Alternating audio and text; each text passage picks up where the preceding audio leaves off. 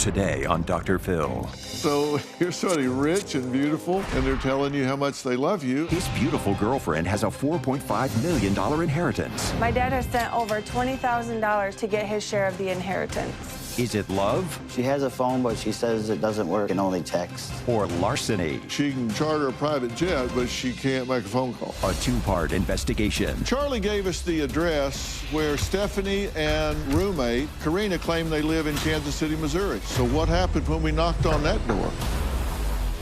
Let's do it. Have a good show, everybody. Here we go. This is a safe place to talk about hard things. Stand by. We'll count you down. Today is going to be a changing day in your life. 5, 4. Get ready to take care of you.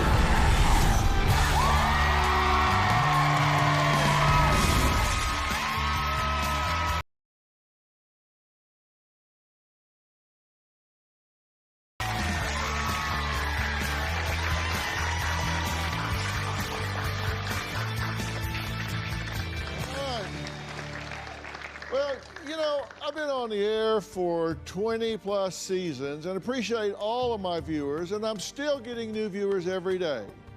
In fact, just 2 weeks ago, my guest today, Brittany, contacted me after watching a recent episode about a woman in an online relationship and thinking it hit just too close to home. Now, Brittany says for almost 3 years, her dad, Charlie, kept his online relationship a secret and confided in her just last month when he realized he was, quote, in over his head.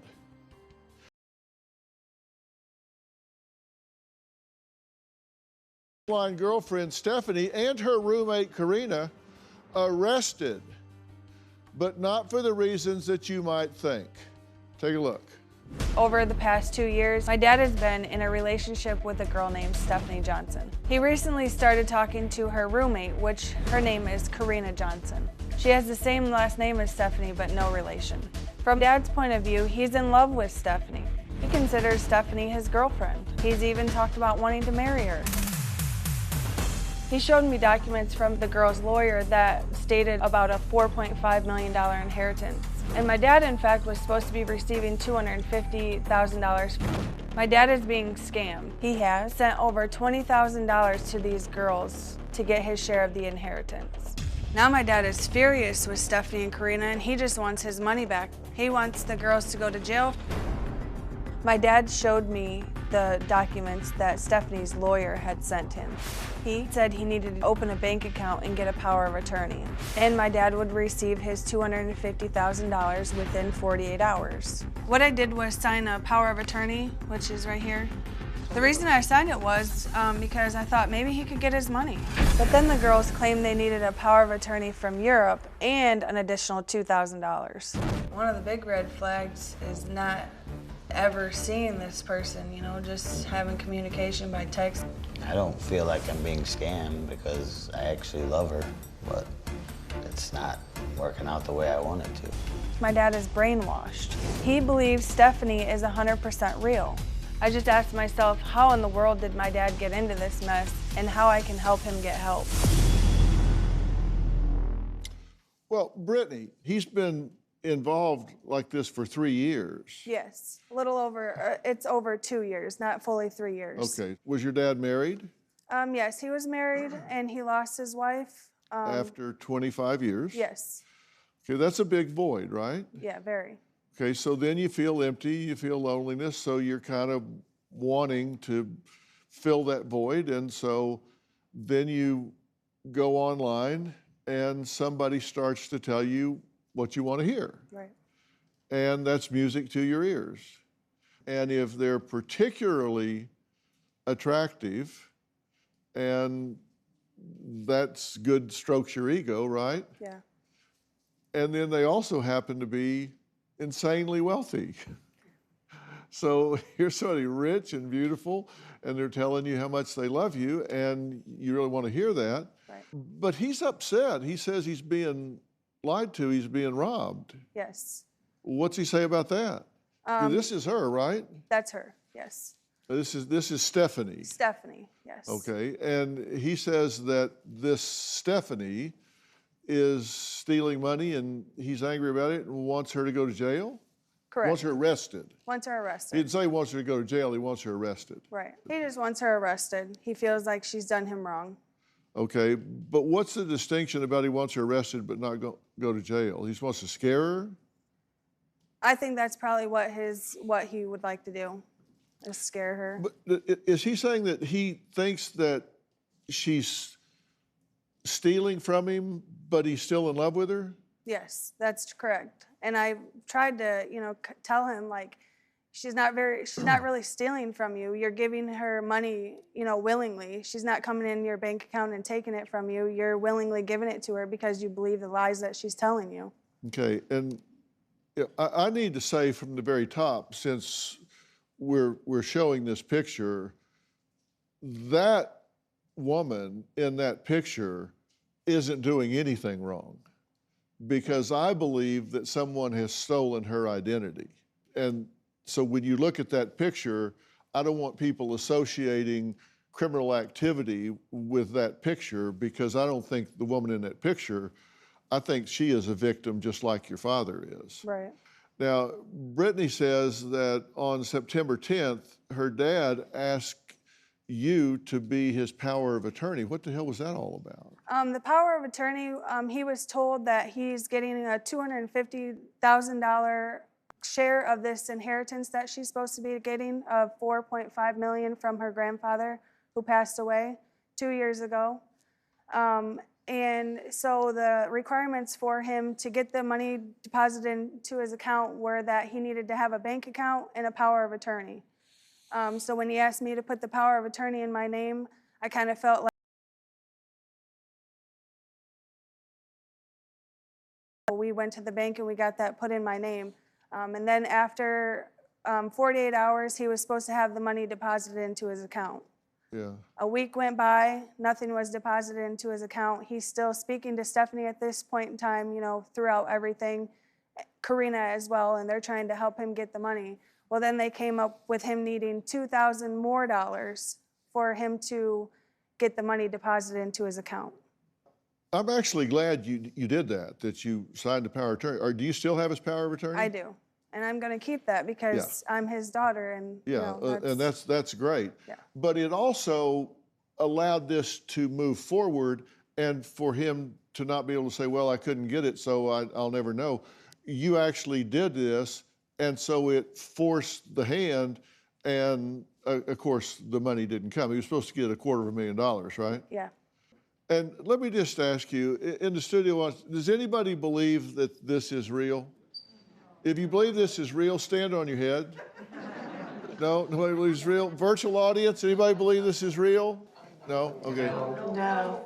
Okay, so the question, it just begs the question, why does everybody that's objective see this clearly as you do, and he doesn't? And the answer is obviously that he's emotionally involved. He's vulnerable because he's lonely. He wants it to be true. Right. And when you want something to be true, you see what you want to see, you hear what you want to hear, you believe what you want to believe, because you want it to be real. Right. Okay, well, Brittany's dad, Charlie, claims earlier this year his online girlfriend, Stephanie, admitted to lying to him. But about what? We'll find out when we meet him next.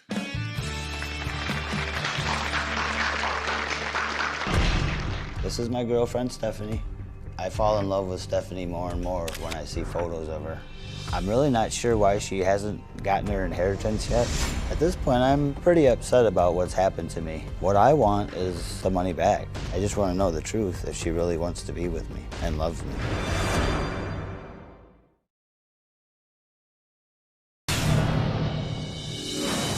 When it comes to my dad's relationship with Stephanie and Karina, he's totally blindly in love.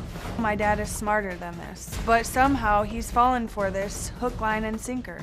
My whole life, my dad has always watched his money, and he's kind of known for being cheap, kind of a tightwad. In my eyes, none of this makes sense. I just hope Dr. Phil can give my dad the wake-up call that he needs.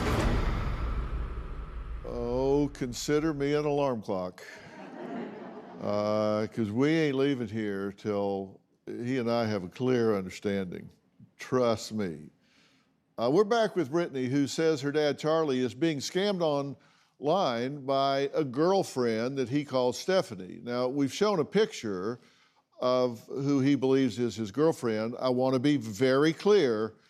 When you see this picture, I believe this is a stolen identity. The woman in this picture has nothing to do with this scam. In fact, she is a victim here. She's not a perpetrator, she's a victim. Be very clear, if you're walking past your TV right now, you're looking at a victim, not a perpetrator. Now, Brittany says her dad is wary of Stephanie's behavior, but still hopes to marry her whenever they meet in person. Here's what Charlie has to say. I met Stephanie on an online dating site. She actually approached me. This is my girlfriend, Stephanie. I fall in love with Stephanie more and more when I see photos of her. This is Stephanie and Karina. That's her roommate. I am in love with Stephanie. My nickname for Stephanie is Baby Boo. I have never seen Stephanie or Karina on FaceTime or anything. She says her phone's messed up and she has bad internet connections where she lives. I'll spend hours out of the day texting back and forth with Stephanie. Stephanie and I have talked about meeting up and we're gonna spend the rest of our lives together. She said, I guess you must be busy at work. And I said, I am busy. Baby Boo, I love you. Her parents have both passed away. I read on the will, her dad left her over $4.5 million plus a bunch of gold bars because he owns a mine in Denmark, I believe. She wants to give me $250,000 of her inheritance money. I'm really not sure why she hasn't gotten her inheritance yet. I believe it's because she still owes her lawyer more money. I've sent Stephanie $25,000. When I send money to Stephanie, it's pretty easy. I have an app on my phone. It just comes right out of my bank account. 3 months ago, I sent her money to come to me, but something happened to her phone, so she missed her layover. Her roommate, Karina, sent me a photo of her boarding a plane. Karina took the photo because she works at the airport. I asked her to take it before she got on the plane. She told me her flight landed in O'Hare. Then she said she missed her flight. She ended up in Tampa, Florida. There wasn't a flight for her to come to Michigan to see me, so she just flew back to Kansas. About 2 months ago, she said she was gonna come visit me. What happened was, Karina's boyfriend, Hans, went over to their house. He slapped Karina and pushed Stephanie down, and he took the ticket from her. Stephanie and Karina both said that he went to jail. Last month, she promised that she would come to me. I went to the airport and waited, and she never got off the plane. At this point, I'm pretty upset about what's happened to me. What I want is the money back. I feel like they need to go to jail. My daughter, Brittany, she believes I'm being scammed, but they just make it sound so good. I just want to know the truth, if she really wants to be with me and loves me. Charlie, good to meet you. Good to meet you. Now, you have been in this relationship with Stephanie for quite some time. Yes. So y'all have gotten to know each other pretty well. Yes, for 3 years. 3 years. So what's she like? Nice person? She's very kind, yes. Kind. Very pretty. Certainly. She just makes me feel good. And you've sent her money to get a ticket to come see you. Yes, multiple times. And in fact, her roommate took a picture of her getting on the plane, one of those tickets you sent her. Yes. And sent it to you, and this is her boarding from that, right? Supposedly, yes. Yeah. But she never did. And where was she flying from? I believe Kansas City. Kansas City? So she'll be flying out of KCI? Yeah. Kansas City International? Yes. Who's behind the roses? She just did that to block the person out, so because she didn't know him. Okay, she didn't know they were just people getting on the plane? Yeah. Have you ever been to Kansas City International? No. Yeah. I've been many times, and you board planes at Kansas City International over jetways. You don't go upstairs to get on. And this is a private jet. This isn't a commercial airliner. I mean, can you see that? I see that now, yes. So you don't buy tickets onto private jets. You own them or charter them or whatever. So why would she need a ticket to get on a private jet? You paid for a ticket for a commercial flight from Kansas City to where you live, and that's not what she sent you a picture. Said, here's proof. Right. Here's Yeah. proof. But that's not Kansas City International because they don't get on planes that way there, and that's a private jet, not a commercial that you bought a ticket for. What did you say to yourself about that when you saw that? I was excited about it, but I guess I didn't use my mind enough to realize what you said. You were just excited. Yeah. Just, hey, she's going up those stairs. I mean, she's coming to me. Yeah. She doesn't have a phone. She has a phone, but she says that she can only text. She can't call. She can charter a private jet, but she can't make a phone call. Did that set off warning bells with you?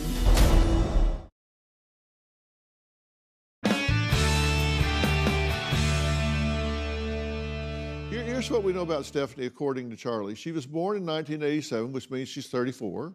Her parents are deceased, and there's a will involved, which is going to be important here in a little bit. Family status is wealthy. It's a wealthy family, right? Yes. She has a grandmother, right? Yes. Have you met her grandmother? I have not met her in person. I've talked to her through texting. You've texted with her grandmother? Yes. Okay. Now, she doesn't work, college unknown, graduate year unknown, but she got a major in nursing. That's what she's told me, yes. Okay. You don't know where she was born, but she's lived in Louisiana and Kansas City, Missouri. Yes. Okay. She doesn't have a phone? She has a phone, but she says it doesn't work to make calls. She can only text with it. Really? She can only text. Does your phone work? Yes. Could you call me if I needed you to? Yes, I could. Could you call me? Yes, I could. Anybody in the office, if I need you to call me, could you call me? Raise your hand if you could call me. Everybody, there's 300 people, everybody could call me but her.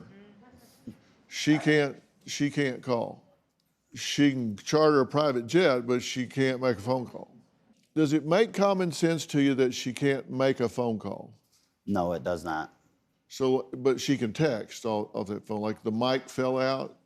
I guess. So she can text, but she can't talk because the mic fell out or something. What is it you can't call? I don't know, some excuse she made up that I Her really phone don't. was broke or something. Yeah, her phone Yeah. was broke. And did that set off warning bells with you? No, it didn't. It didn't. No. In 3 years, you never thought that someone that looks this sophisticated couldn't muster up a phone that worked? Yeah, that was a big red flag. It should have been. Should have been, but it wasn't. Right. Now, you say you've sent her at least $25,000. It's real close to 25,000, yes. Yeah. Okay. And you want it back. I would like it back if possible, but I'm not sure what. Okay. But you still want to be with her. I do, You want your money back, but you want to be with her. yes. And I want her to be honest with me more than she has been. Yeah. If she's not real, I mean, obviously that's a real woman there. I mean, that's not a computer-generated picture, I don't imagine. I suspect that's a real person. But if it's not really her, if that's somebody else, they've stolen her picture or something and you're being scammed, would you want to know it? Yes, very much, I would You would want to know it. want to know, yes. It's not that you're just in love with being in love and you'd just stay forever in limbo of being in love. If you're being scammed, you want to know it. Yes, I would like to. Like, let's say that picture had been stolen by the man that you've been professing your love to for 3 years. You'd want to know that. Yes, I would. It would. Because you'd probably stop telling this man how much you loved him. Yes, I would. Right? Yes. Immediately. Very much. Yes. You want to know that. don't you? Immediately. I was curious. I mean, everybody each to their own. Charlie wants to know if Stephanie is telling the truth about their online relationship. Well, obviously, he's overlooked what others might see as red flags. But I did a deeper dive than just common sense red flags because I do have a lot of resources. Because this is an international story that involves Denmark and multiple cities around the United States. And I've got quite an army, including putting people on the ground in Denmark. And we're going to find out who this is. We'll be right back.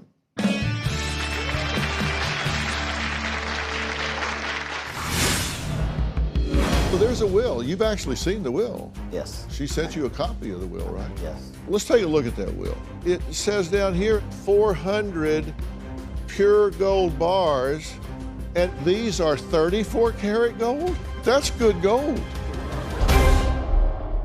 Toxic personalities in the real world. I'm talking about narcissism, the narcissistic personality disorder. A new podcast series. If you're dealing with a narcissist, get out your fire extinguisher because you're going to get gaslit. Navigating narcissism. Unless you're willing to subordinate your interests, your needs to these people, they're going to put you in your place.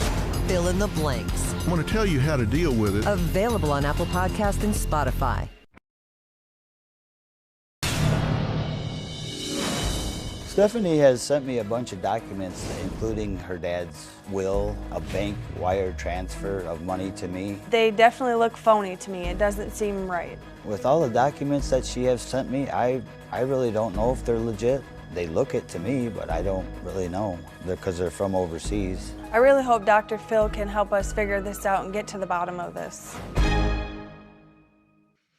We've been talking to Brittany and her dad, Charlie, a very nice guy, obviously, who has been in an online relationship with Stephanie, which I'm putting in quotes because I'm not convinced that this is really Stephanie.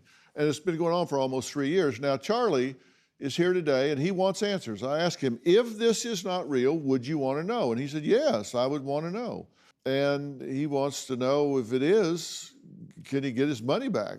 He spent $25,000, including airline tickets and taxation and legal fees and all that.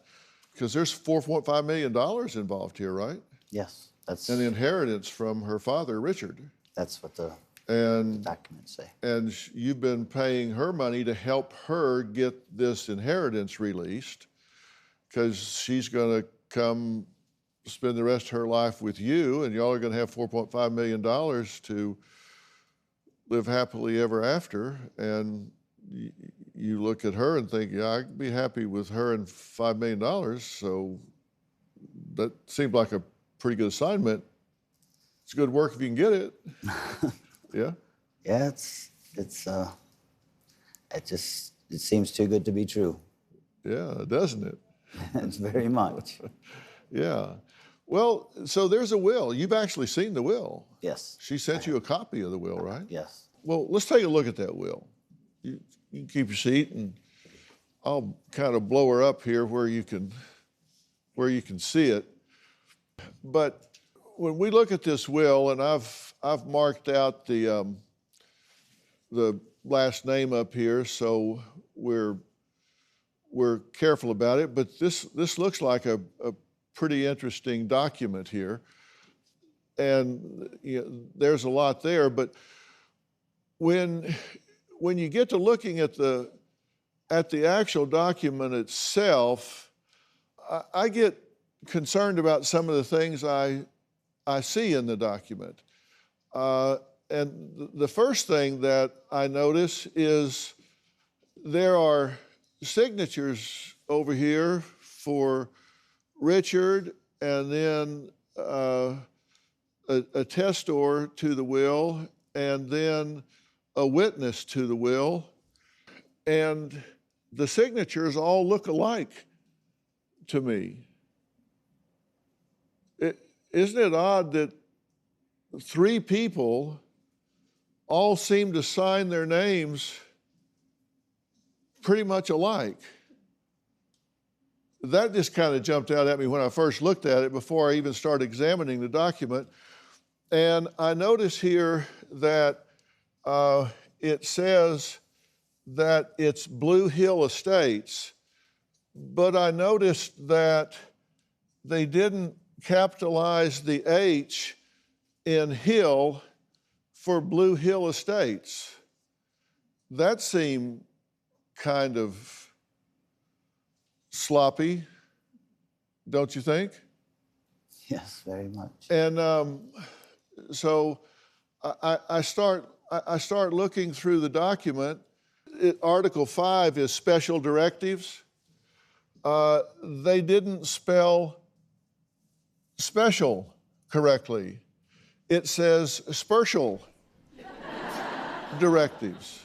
And then down here, it says, I hereby state, it's supposed to say in addition for the directives, and it says in addiction for the directives. They misspelled addition. It says addiction. There are misspellings all through this document here. It says down here in number 2, my one sealed truck box contains 400 pure gold bars right here, and it says they're 34 carats gold.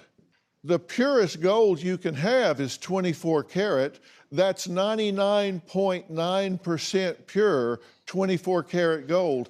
But these are 34 karat gold? That's good gold.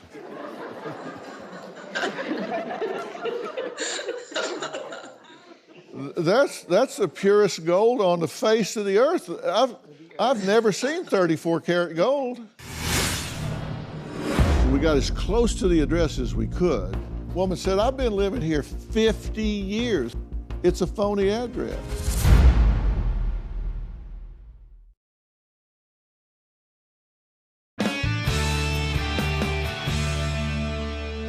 Listen, I spent most of my professional career in the litigation arena. This is not a legal document here. Can we agree this is not a legitimate will? Yes, sir. And that there are not 400 gold bars of 34 karat gold? No. Because there's no such thing as 34 karat gold. Now, we did speak to an attorney in North Carolina, and he said, first off, you need 2 witness signatures. Doesn't have it. They have to be notarized. They aren't. The testor's signature must be notarized. It's not.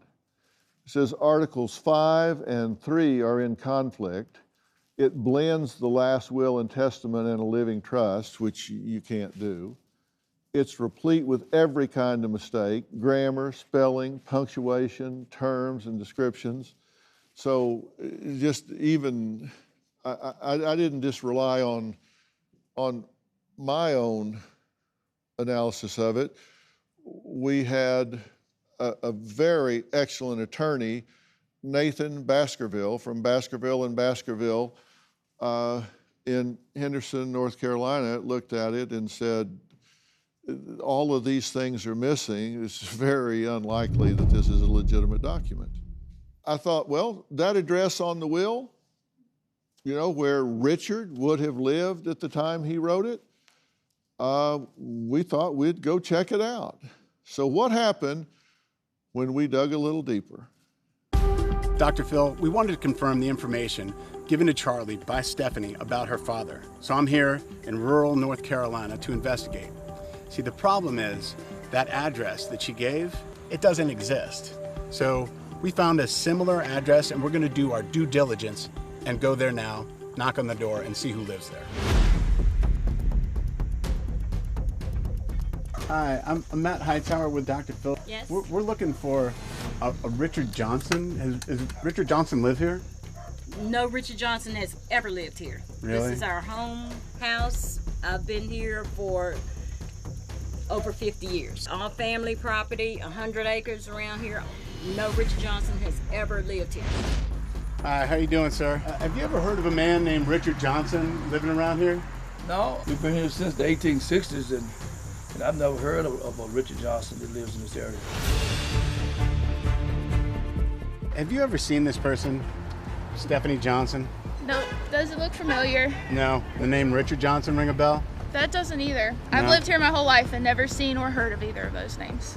Hey, have you ever seen this person before? Her name is Stephanie Johnson. I don't think so. Yeah. I think I would have noticed around here. You ever seen her before? Never. No. Have you lived here for a while? All my life. Recognize the name Richard Johnson? Not me, no.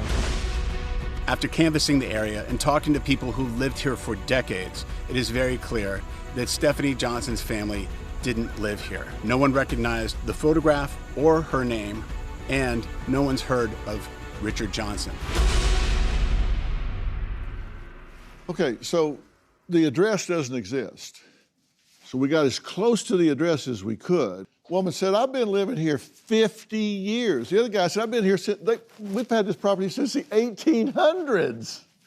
And there's never been anybody here by that name. This family doesn't live here. We canvassed the town. They said, there's nobody here by these names. It's all made up. It's a phony address. Do you believe that? Yes, and I believe everything else is probably phony too.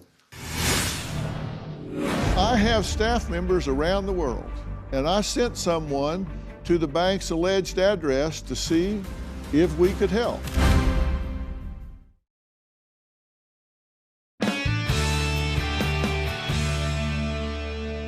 Well, moving on. Stephanie claims that her $4.5 million inheritance is being held in a bank in Copenhagen, Denmark. Why? I don't know. I have staff members around the world, and I sent someone to the bank's alleged address to see if we could help. Here's what happened when we put boots on the ground in Denmark.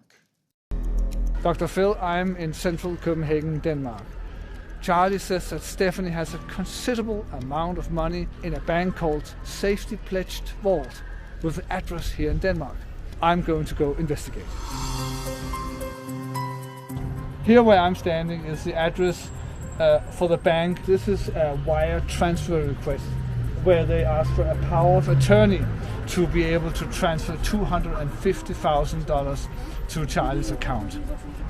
But there is no bank here. Can I ask you, has there in your time been a bank across the road? No, I work in the building right across the street for 1.5 years, and I've never seen that there should be a bank there, and it's been for rent all the time. I've been going by it every day. I've been inside this shop for about 20 times. For a bank and a vault? No way, I can guarantee that. Do you see a bike shop or a bank there? I see a bike shop. You would have noticed if it was a bank. Yeah, I think so. Dr. Phil, I talked to the owner today. His family has owned this house for more than 20 years. And he verifies that there's no bank, and there's never been a bank. He also confirms to me that there's no vault in the basement. It's just a normal basement. The only safe deposit box in this area is here, in this historical royal castle. Beneath it is the crown jewels. Dr. Phil, I've been investigating this all day, and there is no bank called Safety Pledge Vault on this corner, and never has been. Also, there's no bank anywhere in Denmark called Safety Pledged Vault. Okay, sent someone all the way to Copenhagen. Doesn't exist. Bank doesn't exist. And if the bank doesn't exist, then there couldn't be $4.5 million in a bank that doesn't exist, which follows that there must not be $4.5 million because it can't be in a bank that doesn't exist. So you got fantasy money in a fantasy bank, right? Yes. Here's an email between Charlie and Mr. Felix concerning these gold bars. Mr. Felix, hello, Mr. Charlie. We are ordered to send some bars of gold to you, address, and it already been sent to your money is not fully paid, so we need to hold them on after the full payment. You will get them on Thursday or Friday, but if you refuse, then I will order it back to our mining sector. Thanks. My name is Mr. Felix, hoping to hear from you soon. Charlie, okay, how much is still owed? Mr. Felix, well, you paid the $3,500. If I'm right, you need to pay $2,000 more, and they ordered for a bar that each cost $8,000, and I learned you are the husband-to-be of Mrs. Stephanie, our mistress. Well, you just have today to clear this up, or I will send it back to the mining sector. Thanks, all the best, mister. And I noticed that his name is Mr. Felix, but when you look up here, it's from Mr. Felix. He doesn't even know his name? And this is her gold, right? This is what she told me. But they're sending you an email about the gold, and it's hard to understand his sentence because apparently he missed the 5th grade where they go through grammar, but he says, we are ordered to send some bars of gold to you address. I guess he meant your address, and it already been sent to your money. It already, I guess he meant has been sent, period, capital, but your money is not fully paid, so we need to hold them, I don't even know how to fix this, on after the full payment. You will get them on Thursday or Friday, but if you refuse, then I will order it back to our mining sector. Thanks, triple comma. My name is Mr. Felix. Well, no, it's not. It's Mr. Fikix. Charlie, help me out here, man. Stupidity on my part. Did the money blind you? Dr. Phil, I don't know what did. I just heard the way she talked to me. It made everything sound so real. There's nothing she could say wrong to me. Well, Charlie gave us the address where Stephanie and roommate Karina claim they live in Kansas City, Missouri. So what happened when we knocked on that door? Well, we're going to find out right after the break.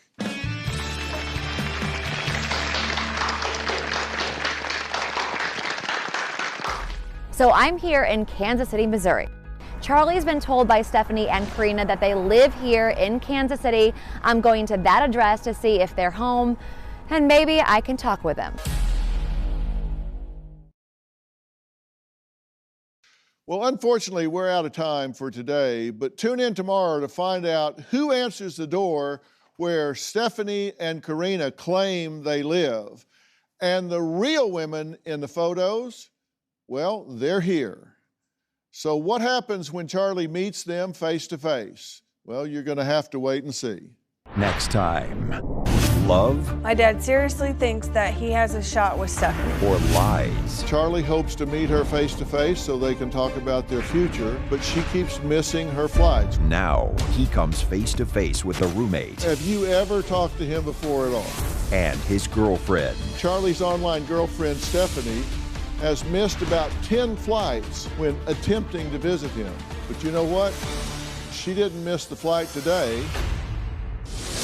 That's next time. I would like to thank all of my guests today. For more information about today's show, log on to drphil.com. And don't forget to subscribe to the new season of my podcast, Fill in the Blanks. I'm launching a new mental health series on Fill in the Blanks called Toxic Personalities in the Real World. This series will look into the most pressing disorders that you all have been asking me about for a long time. The first episode, I talk about narcissistic personalities disorders, how to recognize it, manage it, and live with it, so you don't want to miss that because I know they're all around you. And also remember to subscribe and follow on Apple Podcasts, Spotify, or wherever you listen to podcasts. Same thing for Robin's podcast, I've Got a Secret. She's speaking with neuroscientist and addiction psychiatrist Dr. Judd Brewer. They discuss bad habits, how they form, and how you can overcome them. We'll see you next time. Thanks for being here.